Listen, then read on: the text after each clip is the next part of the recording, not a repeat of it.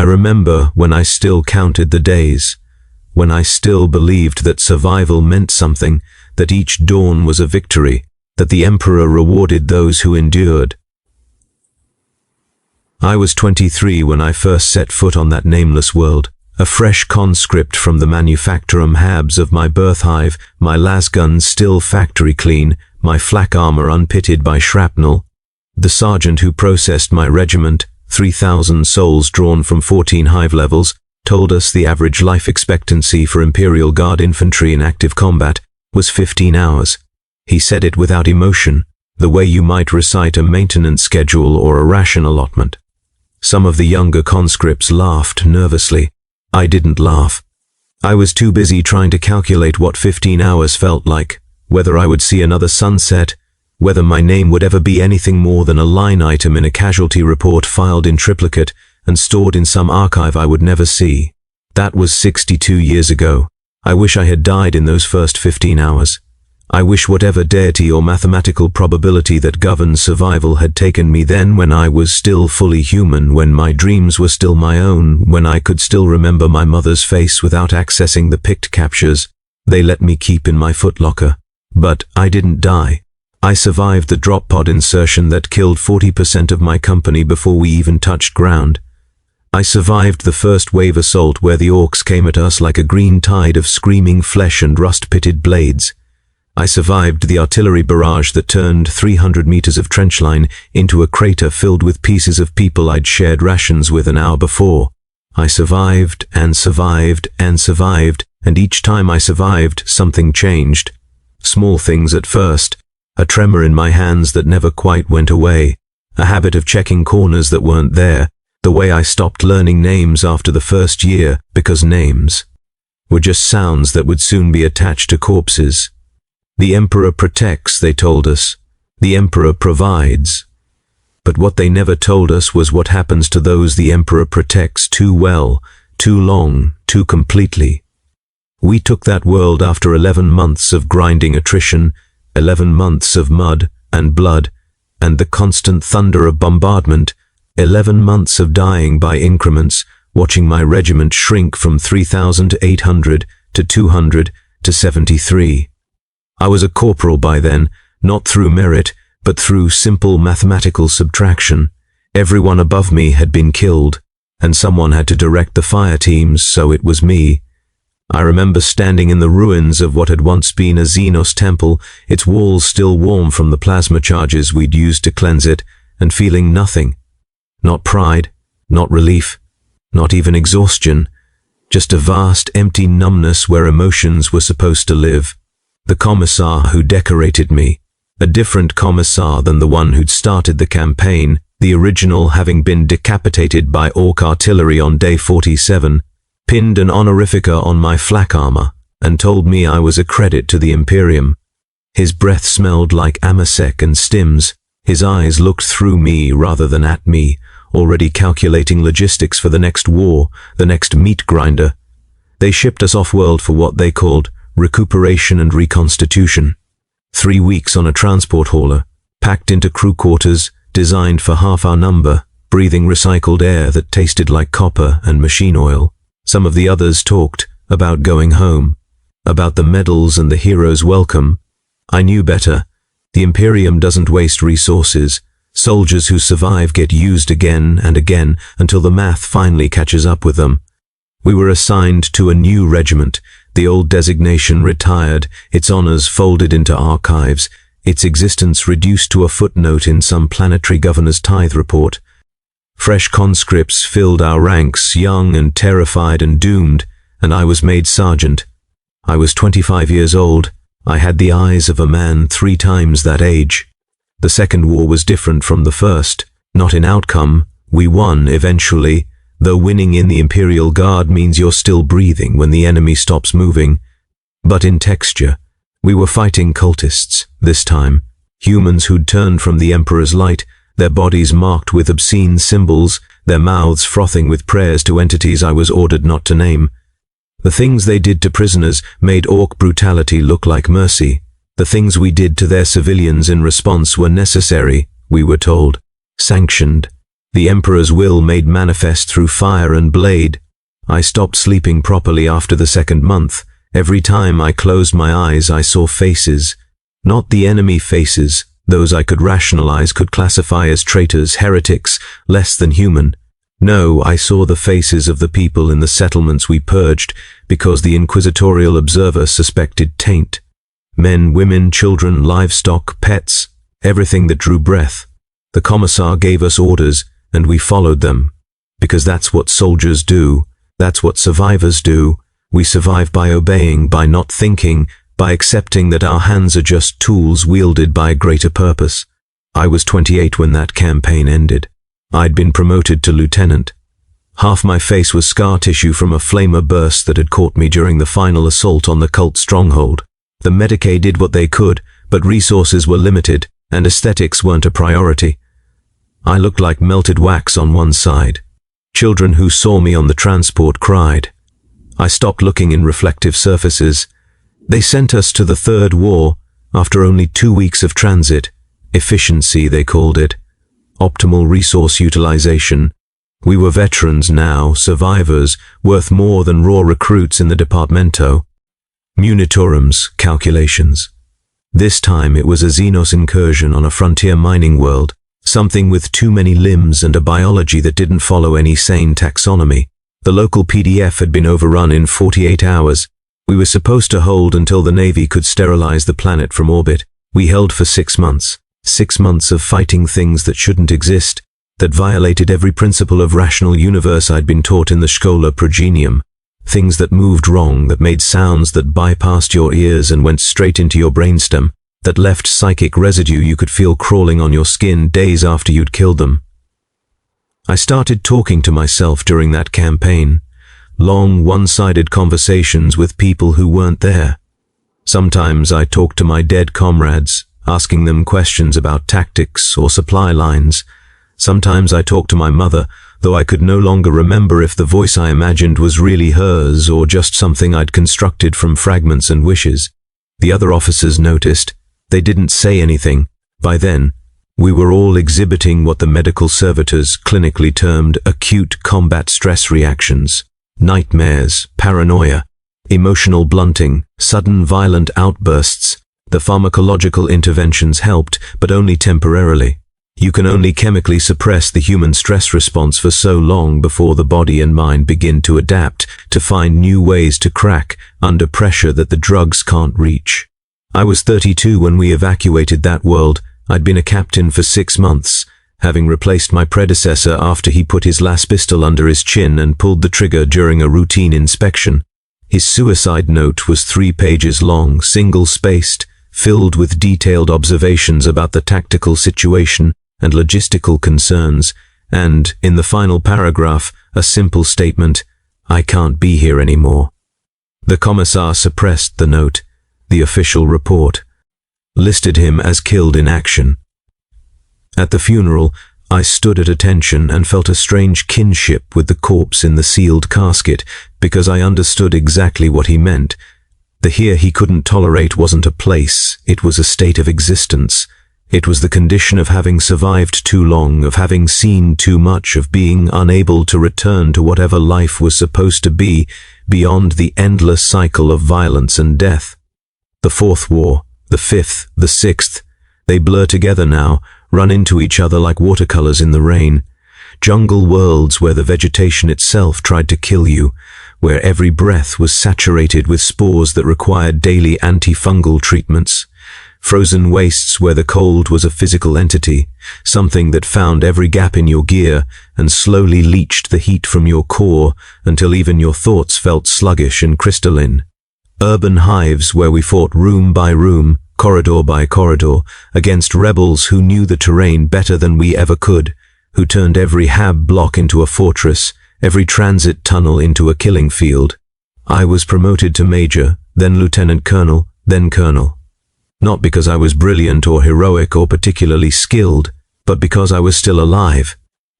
In the Imperial Guard, survival itself is a qualification. By the time I was 40, I'd stopped dreaming entirely. Not nightmares, I'd learned to manage those with the right combination of stimulants and suppressants. I stopped having any dreams at all. I would close my eyes, and there would be nothing, a void as empty as the spaces between stars, and then I would open them again, and it would be morning, and I would feel neither rested nor tired, just a mechanical continuation of existence. The regimental Medicae examined me. Brain scans, neural pathway analysis, psychometric evaluations. Their conclusion: chronic dissociative adaptation to sustained traumatic stress exposure.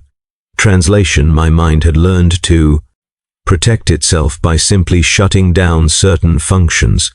Emotions, dreams, the capacity for spontaneous joy or sorrow or surprise. These were luxuries, evolutionary remnants that served no purpose in someone whose entire existence was measured in combat efficiency. I remember the day I realized I couldn't recall what my mother looked like, even with the pict capture. I would stare at the image, a woman with my nose and jaw, standing in front of a manufacturum hab block, smiling at whoever held the picture, and feel nothing. No recognition, no connection, just an intellectual understanding that this person was genetically related to me, that at some point in the distant past I had emerged from her body and she had presumably cared for me.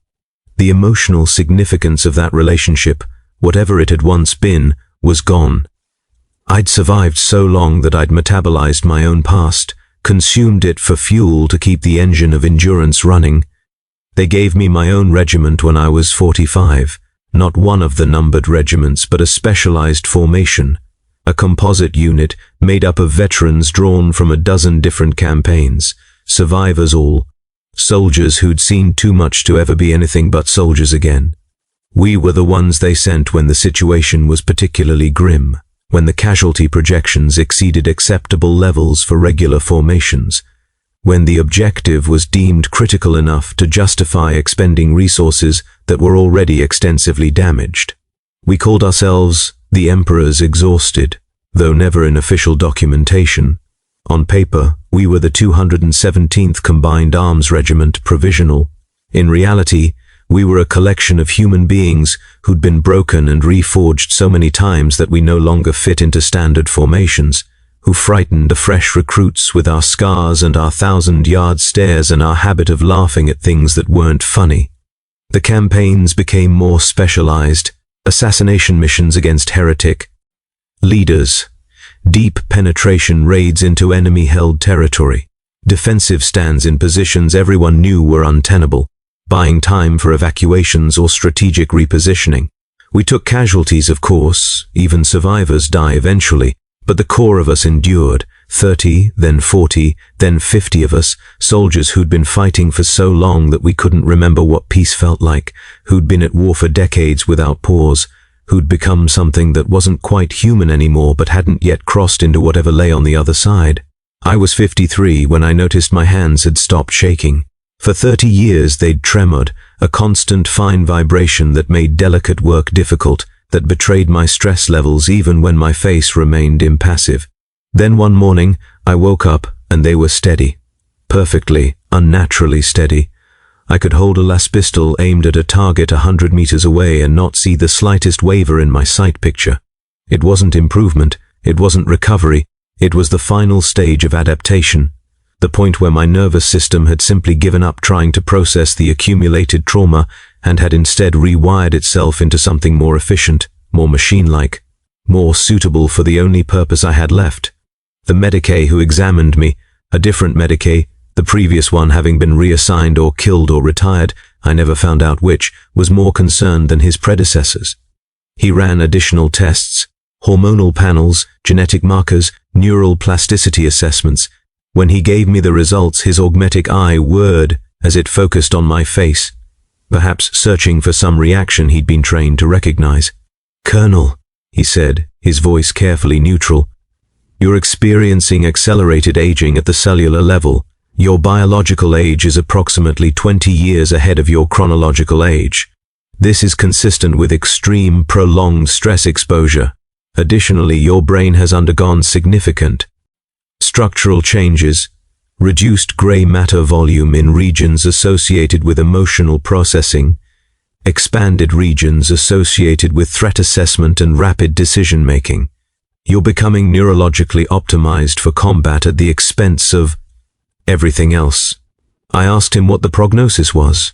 He looked uncomfortable, a strange expression on someone who'd presumably seen every variety of human suffering the Imperium could produce. "You'll continue to function," he said, "probably for another decade, maybe more, depending on environmental factors. But you'll continue to lose capacity for non-combat cognitive functions, emotional range, memory formation outside tactical contexts, the ability to exist in non-threatening environments without experiencing severe disorientation." He paused, then added, "In civilian life, this would be considered a severe disability. In your current role, it makes you more effective." I thanked him for the assessment and returned to duty. What else was I supposed to do? The Imperium doesn't have retirement homes for soldiers who've survived too long. There's no pension plan for those who've given everything except their lives. You serve until you die, and if you're unlucky enough to keep not dying, you serve in increasingly specialized roles until your particular combination of skills and damage becomes too rare and valuable to waste. I was 60 when I killed my first Space Marine. He wasn't a loyalist. Emperor forgive me, I would never raise arms against the Adeptus Astartes in service to the throne. He was a traitor, a fallen brother from one of the legions that had turned during the ancient heresy, his armor corroded by warp taint, his mind long since surrendered to entities I lack the clearance to name. We'd been tasked with defending an ecclesiarchy shrine world against a chaos incursion, and the traitor Astartes were leading the assault. Regular guard formations were being slaughtered. What chance does a human with a lasgun have against a demigod in power armor? But my regiment, we'd learned tricks over the decades, tactics that weren't in the manuals, ways to kill things that shouldn't be killable. We lured him into a manufactorum complex, separated him from his warband using carefully placed explosives that collapsed transit corridors behind him. Then we killed him by increments. Melter charges to weaken his armor, plasma fire to exploit the gaps, concentrated lasgun volleys at exposed joints. It took 47 minutes and cost me 18 soldiers, but eventually the traitor fell. When I approached his corpse, I could see where the corruption had warped his flesh, see the mutations that sprouted from the gaps in his armor, smell the wrongness that clung to him like a shroud. I felt nothing, no triumph, no horror, no satisfaction, just a clinical recognition that the target had been neutralized and we could proceed to the next objective. The commissar who witnessed the engagement recommended me for the Star of Terror. I declined the nomination. Awards are for heroes, for those who perform exceptional acts worthy of remembrance and celebration. What I did wasn't heroic, it was just survival calculus, the application of accumulated experience to a novel problem. You don't get medals for being a tool that's been sharpened by 6 decades of use. The years continued. The wars continued. I was promoted to general at 62, the youngest general in my sector, though youngest was a relative term given my biological age. I commanded from the front because I'd never learned any other way, because the rear echelons felt wrong now, too safe, too divorced from the reality that had consumed my entire adult life. My staff officers were all like me, survivors, damaged, human-shaped machines optimized for violence and endurance. We spoke in abbreviated military jargon, wasted no words on pleasantries or small talk, communicated more through shared understanding than explicit statements. To an outside observer, we probably looked like servitors given slightly more autonomy, our humanity worn down to a thin veneer over mechanical purpose.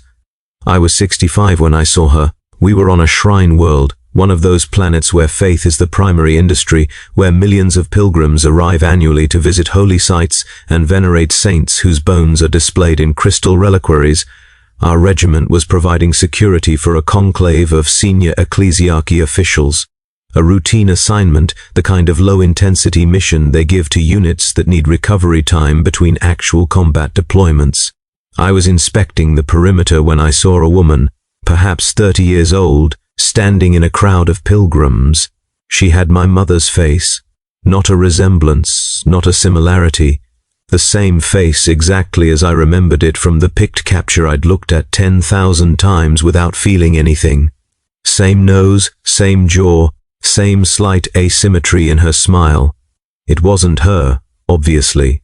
My mother would be 90 if she was still alive, and I had no confirmation either way, having lost contact with my home hive 6 decades ago. This was probably a granddaughter, maybe a great-granddaughter, someone who shared enough genetic material to reproduce the same facial architecture. I stood there for what felt like hours, though my chronometer later told me it was less than 3 minutes. I watched this woman move through the crowd, talking animatedly with her companions, laughing at something one of them said, her face alive with expressions I could no longer produce. And I felt something break inside me, some final structural element that had been bearing weight for decades finally giving way under the accumulated pressure. I realized, standing there in my general's uniform with my medals and my scars and my 65 years of service, that I had become a stranger to my own species. I could no longer understand what it meant to be human, to exist for purposes beyond survival and combat, to have relationships that weren't defined by rank and tactical necessity, to look forward to a future that contained anything other than the next war. The woman with my mother's face was more alien to me than any Xenos I'd fought, more incomprehensible than any chaos corruption I'd witnessed.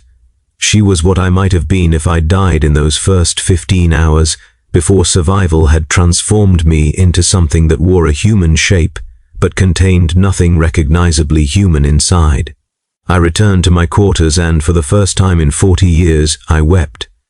Not from sadness or grief or any emotion I could name, but from a purely physiological response, my tear ducts activating seemingly of their own accord, my body trying to express something my mind no longer had the capacity to process. The tears felt wrong, felt like a malfunction, like a servitor glitching and performing actions outside its programming. I tried to stop, tried to reassert control, but my body wouldn't obey. For 20 minutes, I sat on my bunk and leaked fluid from my eyes while my brain frantically tried to categorize what was happening, tried to fit it into threat assessment paradigms and tactical frameworks that had no place for this kind of experience. When it finally stopped, I felt hollowed out, excavated. I looked at my hands, scarred, steady, the hands of someone who'd killed thousands of enemies of the Imperium, who'd signed death warrants and execution orders and casualty reports, who'd done everything asked of me and survived when survival itself was a form of damnation. I realized that I couldn't remember the last time these hands had touched another person with gentleness, had been used for creation rather than destruction, had served any purpose beyond violence and command. The next morning I submitted a request for retirement. It was denied within 6 hours. My service record was too valuable, my experience too rare, my continued existence too useful to the Imperium's war machine. The Departamento Munitorum's response was polite but firm. My request was appreciated but could not be accommodated at this time due to operational necessities. I could resubmit in 5 years when the current strategic situation had stabilized. They included a list of upcoming deployments for which my regiment had been scheduled. The list extended for the next decade. I understood then what I'd probably known for years, but had refused to consciously acknowledge. I was never going to stop. There was no end to this, no final campaign after which I could lay down my arms and find whatever passed for peace. The Imperium had invested too much in keeping me alive, had poured too many resources into maintaining this damaged, specialized tool to ever let me rest. I would continue fighting until my body finally gave out, until age or injury or simple cumulative exhaustion rendered me non-functional, and even then they'd probably install me in a dreadnought chassis or convert me into a servitor or find some other way to extract remaining utility from my existence. The Emperor protects, they say, but they never mention that sometimes protection is just another word for imprisonment, that sometimes surviving is the cruelest fate of all. I am 71 years old now. Biologically, the Medicae estimate I'm closer to 95. I've been at war for 68 years with only brief intervals of transit between campaigns. I've served in 43 major combat operations across 27 different worlds. I've killed enemies numbering in the thousands, orcs, cultists, Xenos of a dozen species, traitor guard, even that one Chaos Space Marine. I've been wounded 86 times seriously enough to require medical intervention, and countless more times in ways too minor to document. I've received 17 commendations, 4 medals and 3 personal citations from Sector Command. My service record is exemplary. My loyalty to the Emperor and the Imperium has never wavered. By every official metric, I am a success, a model soldier, an example of what humanity can achieve through discipline and faith and endless, grinding endurance. I am also, in any meaningful sense, no longer human. When I close my eyes now, I don't see darkness. I see tactical overlays, threat projections, kill zones and firing lanes, and optimal defensive positions. My dreams, when they occasionally occur, are mission briefings and after-action reports. When I eat, I don't taste food, just register nutritional intake and energy conversion. When I speak, I hear my own voice as if it belongs to someone else, a stranger using my vocal cords to transmit information in efficient, emotionless bursts of military jargon. The face I see in the mirror, on the rare occasions when I look, is unrecognizable, not just old, not just scarred, but foreign. The eyes that look back at me have seen too much, have witnessed horrors and committed acts that would shatter a normal person's psyche, and they've adapted by simply becoming incapable of registering horror anymore. Last month, we were deployed to suppress a worker uprising in a mining colony. The workers, driven to desperation by conditions that violated even the Imperium's minimal standards for human welfare, had seized control of the primary excavation complex and were demanding reforms. Our orders were explicit: restore order, eliminate ringleaders, ensure resumption of productivity quotas. We executed the orders with mechanical efficiency. 3,000 workers died. Most of them were unarmed, many were malnourished, diseased, barely capable of resistance. We killed them anyway, because orders are orders, because the Imperium's functioning depends on obedience, because questioning commands is heresy, and we are loyal soldiers of the Emperor. I watched my troops, soldiers I'd led for years, men and women who'd survived campaign after campaign, who trusted my leadership and followed my example, execute those workers with the same professional detachment they'd use clearing a Xenos nest. I watched, and I felt nothing. No guilt, no moral uncertainty, no whisper of conscience suggesting that perhaps this wasn't right, that perhaps there were lines that shouldn't be crossed even in service to the Imperium. Just a cold calculation of tactical efficiency, a clinical observation that the operation was proceeding according to plan, that casualties were within acceptable parameters, that the mission would be accomplished on schedule. Later, one of my junior officers, younger than me but still old by guard standards, a woman who'd been fighting for 30 years and bore the same kind of emotional void I carried, asked me if I ever wondered whether what we did was right. Not in a questioning way, not challenging the orders, just curious, as if rightness was an abstract concept she'd heard about but never personally encountered, like a theoretical physics problem with no practical application. I told her that rightness wasn't our concern. Rightness was for the Emperor, for the High Lords, for those who carried the burden of deciding humanity's path through a hostile galaxy. We were tools, and tools don't question their purpose, they simply function or they break. She nodded, satisfied with the answer. Neither of us acknowledged the horror of what we'd just said, that we'd reached a point where we'd voluntarily surrendered our capacity for moral judgment, where we'd embraced our own dehumanization because it was easier than carrying the weight of conscience through decades of atrocity. I think about that conversation often now. I think about what I've become, about the distance between the young conscript who stepped off that transport 68 years ago and the thing that wears his name and rank today. I think about all the moments where I could have died, should have died, according to probability, and how each survival was a small tragedy, a missed opportunity to end with some fragment of humanity still intact. I think about the Emperor, and whether his divine plan truly required this, whether my decades of service have contributed anything meaningful to the Imperium's survival, or whether I'm just a statistical anomaly, a data point that happened to land on the far end of the bell curve, enduring not because of destiny or purpose, but simply because the math worked out that way. I think about the soldiers who died in their first 15 hours, and I envy them.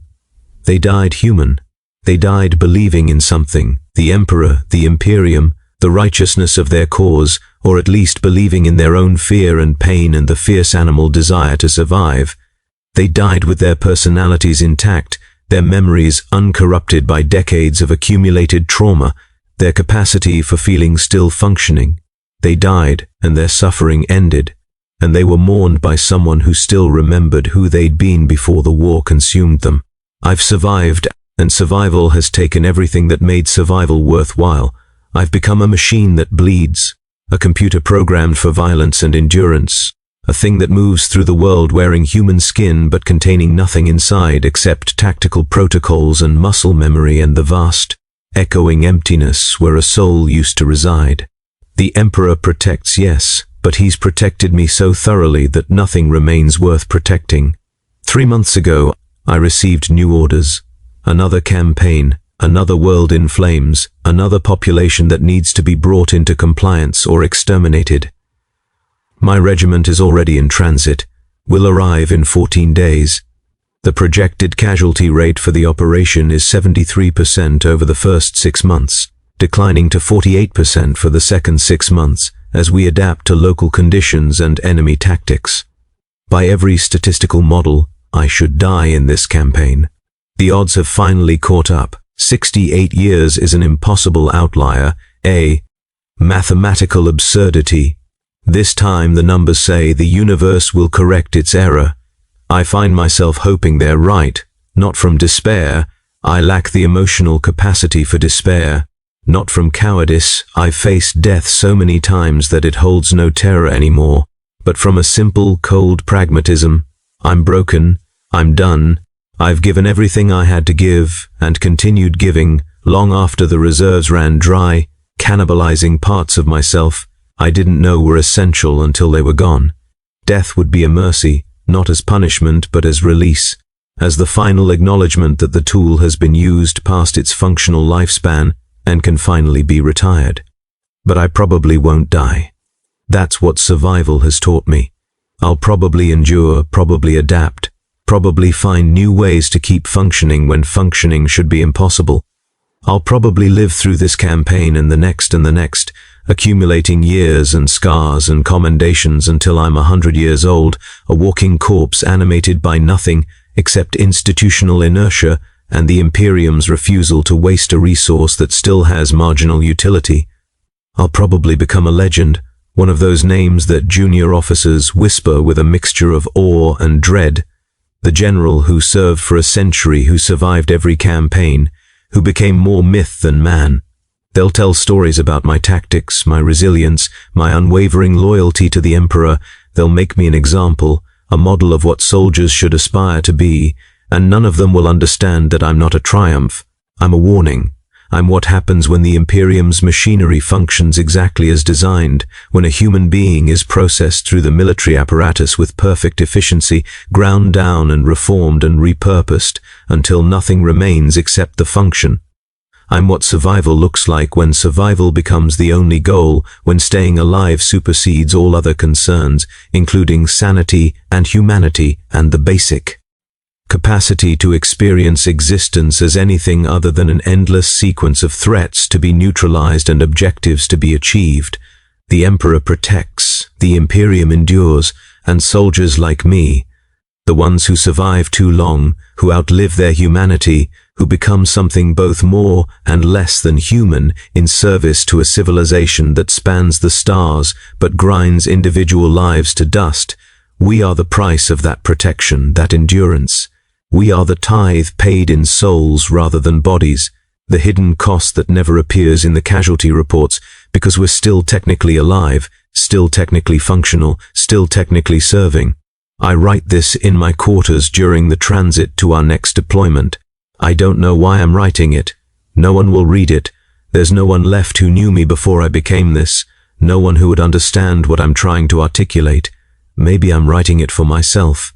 A final attempt to prove that somewhere inside this hollow shell there's still enough human consciousness left to recognize what's been lost. Or Maybe I'm writing it for the young soldiers, the ones just starting their service, the ones who still believe that survival is victory and that living through the horror is its own reward.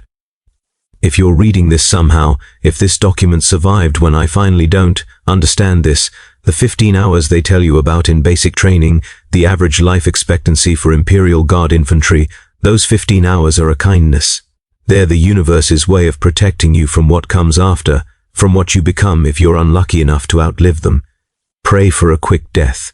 Pray for a glorious end that takes you while you're still yourself, while you can still feel fear and pain and the terrible, precious awareness that you're alive, and that life has meaning beyond tactical considerations.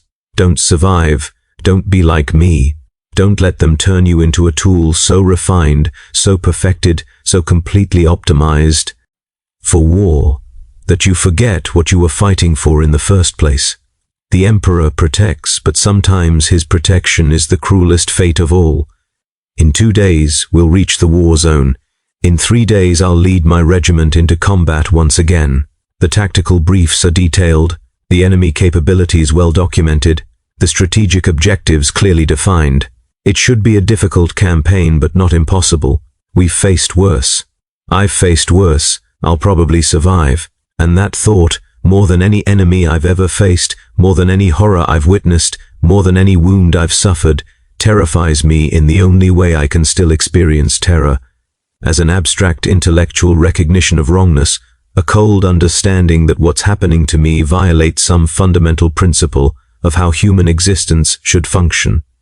But terror doesn't change anything. It doesn't stop the wars. It doesn't end the service. It doesn't grant the mercy of release. It just exists, a final ghost of emotion haunting the empty architecture of my mind, a reminder that once, long ago, I was capable of feeling something other than the mechanical satisfaction of mission accomplishment. The chronometer on my wall tells me it's time for the evening meal.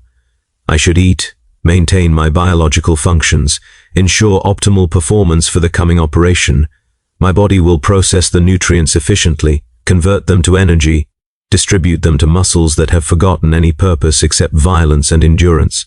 I'll sit in the officers' mess with my staff, and we'll discuss logistics and deployment schedules in abbreviated sentences, and none of us will acknowledge that we're corpses that haven't stopped moving yet, that we died years or decades ago and just haven't noticed because the Imperium keeps propping us up and pointing us at the next target. I'll serve because that's all I know how to do anymore. I'll fight because fighting is the only context in which my existence makes sense. I'll survive because survival is what I've been trained for, conditioned for, rewarded for, until it became the only skill I have left. And somewhere, in another hive on another world, a young conscript is receiving his lasgun and his flak armor, and his 15-hour life expectancy, and he's calculating what 15 hours feels like, and he's hoping desperately that he'll be one of the lucky ones who lives longer. I could tell him the truth. I could tell him that luck is just another word for damnation, that the real blessing is dying before you have time to change, before survival strips away everything that makes you human and leaves only the function. But I won't tell him. He'll learn it himself if he's unlucky enough, or he'll die in those first 15 hours, and he'll never have to know what I've become, what awaits those who survive too long in service to an Imperium that measures worth in utility and treats human souls as expendable components in a machine that must never stop running. The Emperor protects. I wish he hadn't protected me quite so well,